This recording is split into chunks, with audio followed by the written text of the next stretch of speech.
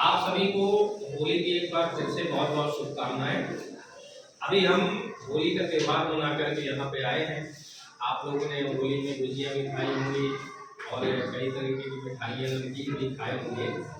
अब मैं आपसे एक बात पूछता हूँ, आपको क्या पता है कि होली का त्यौहार हम क्यों मनाते हैं? नहीं पता है? किसी को नहीं पता? चलिए, तो आज हम आपको बताएंगे कि होली का त्यौहार हम क्यों मनाते हैं।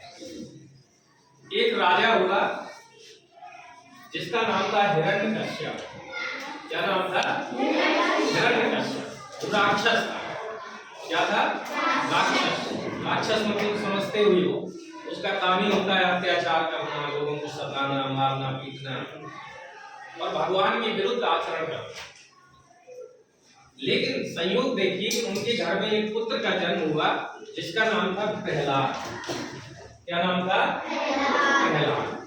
लेकिन राक्षस के घर में एक ऐसा पुत्र जन्म लेता है जो कि भगवान का भक्त होता है, जो भगवान की पूजा में विश्वास करता है, भगवान में विश्वास करता है, भगवान में अपार श्रद्धा आस्था रखता है।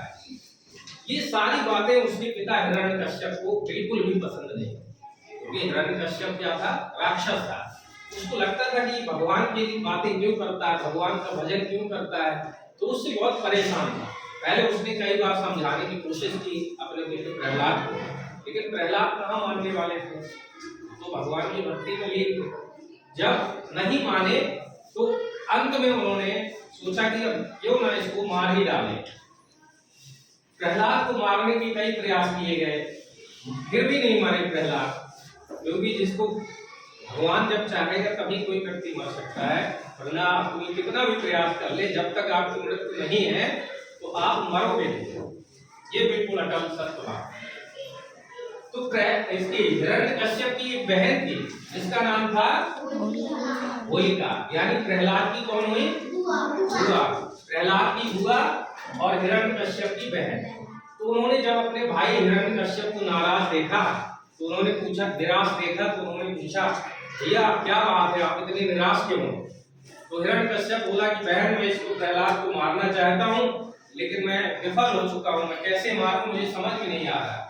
तो होलिका ने कहा, भैया आप इसमें परेशान होने की क्या बात है, मेरे पास क्या है, एक शीतल पट है, यानी शॉल, ऐसा समझ लीजिए शॉल। और उनको ये शॉल मिला हुआ था वरदान में कि अगर वो आग में भी बैठ जाएंगी, जलती हुई आग में, उसको ओढ़ करके, तो उनको आग जला नहीं सकती होलिका। हिरण्यकश्यप ने कहा, भाई ठीक है। अब लकड़ियों का खूब सारा ढेर लगाया गया, फिर उसमें आग लगाई गई।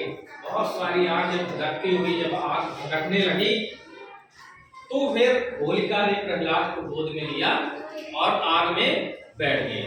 अब सब लोग देखने के लिए, तमाशा देखने के लिए, क्या होगा, प्रहलाद जल जाएगा, मर जाएगा।